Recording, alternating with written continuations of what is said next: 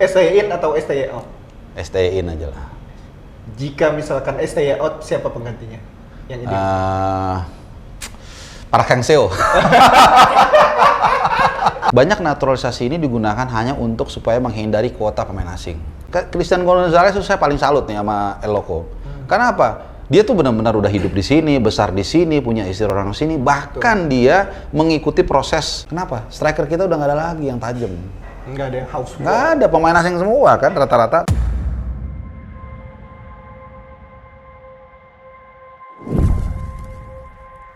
Terkait dengan naturalisasi itu, Bung, apa sebenarnya ini naturalisasi? Ya, yang kita tahu naturalisasi sebenarnya merupakan salah satu jangka pendek untuk mendapatkan prestasi sebenarnya.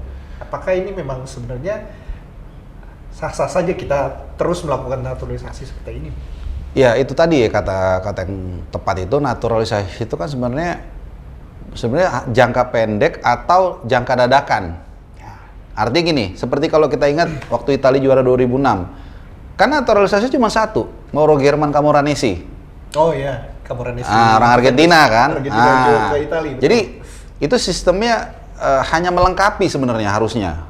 Semangatnya, marwahnya itu. Jadi kalau kita udah punya tim bagus, kayak tiba-tiba, aduh kurang satu nih. Oh pas ada nih, yang memang dia katakanlah punya darah Italia juga, si Camoranesi masih masuk akal. Dan jangan lupa semangatnya itu bukan orang dicari-cari, orang dari ujung dunia mana ada sedikit 1% Indonesianya bisa. Makanya kan aturan FIFA baru kan membatasi hanya sampai kakek. Karena darah kita kalau diginiin, ya mungkin ada darah Arabnya, ada darah Cinanya, ada darah Indianya. Kita bisa kemana-mana, jadi nggak jelas ini timnas apa klub. Makanya dibatasi sampai kakek sekarang. Nggak bisa lagi sampai kakek-kakeknya, ada nih 2% orang Indonesia masuk, nggak bisa. Jadi sifatnya tuh hanya melengkapi menurut saya. Tapi sekarang enggak. Akhirnya seperti kayak ini deh, mie instan. Kita kan kalau malam udah lapar, nggak ada makanan, udah deh makan itu gitu loh. Tapi nggak tiap hari juga makan mie instan kan. Jebol usus. Nah itulah prinsipnya seperti itu. Jadi bukannya nggak boleh. Intinya untuk melengkapi kepingan puzzle aja sebenarnya. Dan orang itu tuh bener-bener bukan hanya karena dia ada darah sedikit, tapi besar di situ, seperti Ronaldo Kuateh deh. Dia kan memang sebenarnya udah orang sini, hanya memang darahnya ada campuran sana gitu. Jadi bukan yang orang dari luar mana dicomot, enggak. Ya memang katakanlah dia udah besar di sini. Christian Gonzalez itu saya paling salut nih sama El Loco. Karena apa? Dia tuh benar-benar udah hidup di sini, besar di sini, punya istri orang sini. Bahkan dia mengikuti proses bukan naturalisasi, dia naturalisasi ya hitungannya. Atau ini pindah warga negara. Oh iya, tapi sebenarnya jiwanya di sini justru. Sampai dia kalau nggak salah untuk memenuhi tinggal 5 tahun berturut-turut di Indonesia supaya cepat dapat paspor. Ketika ayahnya meninggal di Uruguay dia nggak pulang. Itu baru benar. Jadi bukan saya menentang ya, teman. Ya dipilah-pilih lah mana yang benar-benar layak, yang memang dia sudah hidup lama di sini, punya kedekatan emosional itu, dan kita perlu skillnya bagus boleh. Ya sebenarnya dengan aturan 5 tahun itu sendiri sebenarnya jadi semacam pemantik buat para pemain dari luar untuk berkompetisi di Liga Indonesia sebenarnya, Bung ya. Yang naturalisasi itu. Pemain-pemain luar yang pemain luar di Liga Indonesia. Iya. Salah satu pemantiknya. Betul, tapi gini, akhirnya kalau saya berasumsi ya, banyak naturalisasi ini digunakan hanya untuk supaya menghindari kuota pemain asing. Saya tidak menuduh personal, tapi rasa-rasanya kalau kita bisa meraba, kalau yang kita ngikutin bola Indonesia, rasa-rasanya bisa mencium laga-laga itu. Tidak semua ya, tapi ada beberapa yang saya lihat seperti itu. Nah ini yang kita hindarkan. Tujuannya itu hanya untuk memenuhi itu, bukan untuk benar-benar dia merah putih. Bukan seperti Christian Gonzalez yang hatinya merah putih, niatnya untuk membela timnas. Kita lihat semuanya dia udah istilahnya udah jadi akamsinya sinilah. Sayang mungkin itu yang harusnya dipercepat sebenarnya. Tapi kan dia udah, kalau nggak salah udah umur 32 atau 34 waktu itu, waktu dia jadi naturalisasi. Jadi udah agak telat, sayang. Dengan banyaknya pemain naturalisasi plus juga banyak pemain luar mulai datang ke liga kita sebenarnya. Kompetisi kita sekarang sedang seperti ini. Menurut Bung Harpa sendiri itu ada efeknya nggak dengan kompetisi seperti ini, pemain-pemain dari luar, apakah itu akan menghambat pemain-pemain dari luar datang? Nah, kalau pemain luar tetap akan senang main di sini. Pasti, tentu ya dengan level yang setara ya. Pertama, atmosfer itu nggak bisa bohong, mempengaruhi. Kedua, bayarannya juga lumayan besar, itu juga mempengaruhi. Nah, kalau saya sih memperhatikannya bukan soal animonya sih pasti besar ya. Memang saya tahu maksud kamu ada ketidakpastian di sini, itu pasti ya. Tapi itu kan berbanding ya itu makanya kadang-kadang ada orang milih liga mungkin seperti Liga Kamboja mungkin ya, yang gajinya nggak terlalu besar, cuman kepastiannya oke. Atau liga lain lah, mungkin Liga Vietnam, mungkin gue juga nggak tahu jujur ya, besaran gajinya itu besaran mana. Tapi gue rasa nggak beda-beda jauh lah. Cuman kepastian itu sama juga kalau di Liga Indonesia. Saya nggak menyebut nama satu klub pun, tapi ada yang dia milih, gue mau klub ini aja, gajinya nggak gede, tapi pasti ada tuh. Oke.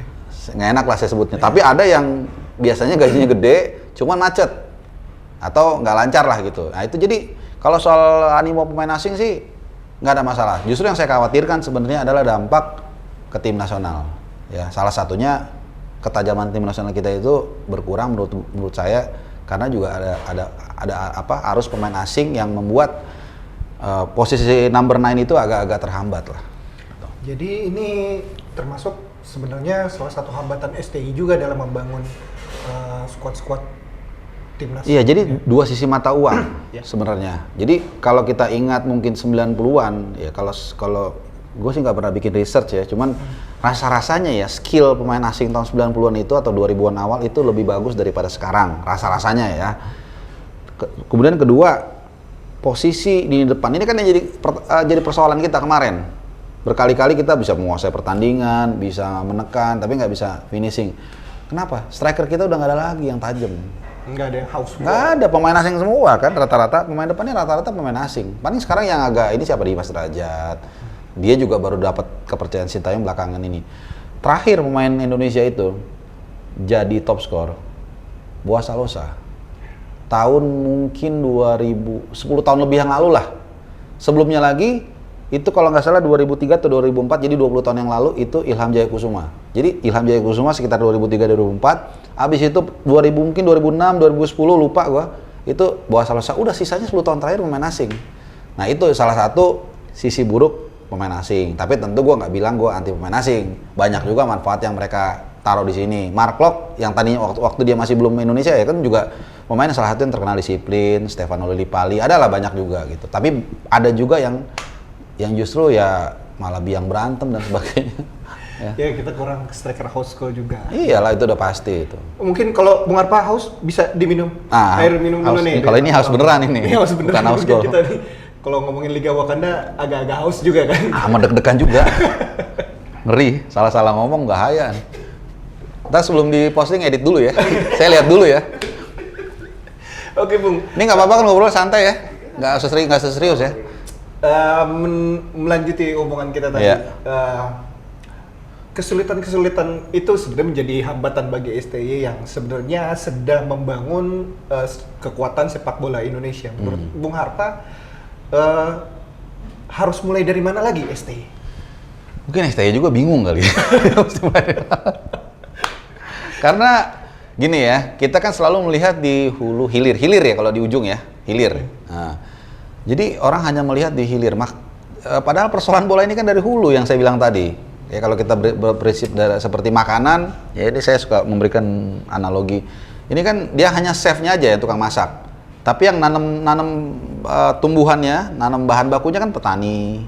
Ya apakah dia pakai pestisida, apakah bibitnya bagus, kemudian diantar. Yang nganter ini kan jenjang usia, bener nggak cara nganternya? Terus packingnya bagus nggak? Sampai di dapur, ya bahan bakunya ya macam-macam. Ada yang daunnya bolong, ada yang bagus juga. Saya nggak bilang semua jelek. Ada yang dia butuhnya sawinya misalnya besar, ini kecil-kecil gitu. Jadi kokinya juga bingung gitu. Aduh, gue biasa masak kimchi kan harus begini. Kolnya ini kok kecil. Nah, akhirnya makanya dia minta jadi kelas usia juga kan, nanganin kelas U23 supaya dia agak paling nggak ya 2-3 tahun umurnya sebelum dia masuk senior bisa dia oles-oles dikit lah. Itu kan tujuannya sebenarnya. Cuman nggak mungkin dia sampai U7 tahun kan dia pegang. Nggak mungkin. Terbatas dia gitu. Nah itu yang jadi persoalan di kita. Pelatih selalu menjadi kambing hitam. Padahal dia hanya masak di ujung. Tapi yang hulunya nggak ada yang mau ngerjain. Kenapa? Karena nggak populer. Capek. Dan orang kita, maaf kata ini otokritik ya, maunya instan, maunya yang kalau menang megang pialanya ikut, iya kan? Kalau kalah nggak dijemput pakai pesawat charteran, kalau menang dijemput. Jadi kita tuh bukan kultus secara kultur menurut ini otokritik ya buat saya juga nih. Kita itu orangnya nggak mau yang tekun, meruting dari SSB, ini gimana? Oh kaki yang begini harus bagus, saya mau belajar ke Jepang. Enggak, kita maunya di ujung, mau cepet juara. Itu yang jadi persoalan. Jadi Sintayong juga pusing lah. Kita kan bukan sekali bawa pelatih yang bagus. Peter Witt kan juara 2 kali di Thailand kalau nggak salah Thailand ya. Oh kita bawa chefnya nih jago ke sini. Ya bahan bakunya mohon maaf, nggak bagus juga, nggak juara juga. Jadi yang sebenarnya yang perlu didahulukan yang mana? Pelatih berkualitas kita datangkan terlebih dahulu atau kualitasnya dulu nih sebenarnya bahan-bahannya yang perlu kita benerin. Ini bisa 10 jam nih kalau. Bener. Kalau boleh pilih, Bung Arfil. Wah dari banyak, dari mulai pola hidup, merubah kultural ini yang paling susah. Kita nggak usah ngomong berat-berat deh. Siapa yang nggak suka sarapan pakai lontong sayur? Paling enak kan? Lontong sayur, nasi uduk. Nah, nasi uduk, udah paling enak kan? Kalau saya juga suka mie ayam. Pemain kan nggak bisa. Nah, merubah kultur itu kan nggak gampang. Tuh. Itu baru satu loh. Iya. Pola makan. Di sana, teman saya dulu ada keluar di Leicester City ngambil sports management. Kalau atlet pagi tuh makan roti sereal ya, yang nggak ada lemaknya itu loh. Dihitung berapa kalori. Menderita mereka dari kecil. Cuman masalahnya di sana udah terbiasa secara kultural tidak makan yang seperti itu. Itu baru satu aspek. Belum tadi soal mentalitas, tidak intervensi, terus komitmen fasilitas gym, belum lagi soal bakat. Kita nggak bisa mungkiri, orang Amerika Latin nggak latihan jago, jangan sama, mereka bakatnya beda. Belum lagi kompetisinya, kita bicara, waduh banyak deh. Termasuk salah satu jiwa profesionalitas. Jiwa profesional, makan macam-macam. Karena saya pernah baca juga kemarin terakhir saya baca di Telegraph, Wout Weghorst pemain yang baru dipinjam oleh United, dia sudah memposisikan dirinya sebagai profesional dari sejak dini. Padahal dia orang kaya loh. Betul. Iya, bayangin orang. Ya itu dia. Belum lagi tadi yang saya bilang, yang olahraga itu yang biasanya orang dari yang katakanlah secara gizi sejak dini itu tidak sebagus yang di kota. Ini juga banyak banget persoalannya sebenarnya sih. Jadi area itu sebenarnya yang paling penting, yang menjadi pondasi, tapi jarang dilihat sama itu yang di pintu 9. Maunya di ujung. Jadi pelatih ini hanya space goat aja. Pilih, taruh yang bagus. Ntar alasannya begini, saya udah pilih yang bagus nggak juara, ya udah dong, pecat berarti, udah. Nah kita yang selalu dijadikan apa ya bahasa gampangnya, dijadikan pion.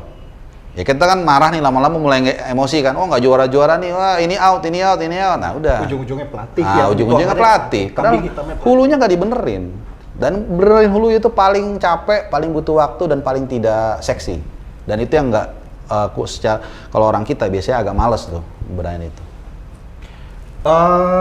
Menurut Bung Harpa sendiri, pandangan Bung Harpa lah dan harapan Bung Harpa untuk sepak bola Indonesia. Berharap dan berandai-andai boleh dong? Boleh. Boleh. Saya mikir dulu ya. Harapan saya sih gini lah. 1, jangan ada nyawa melayang lagi. Itu paling penting nomor 1.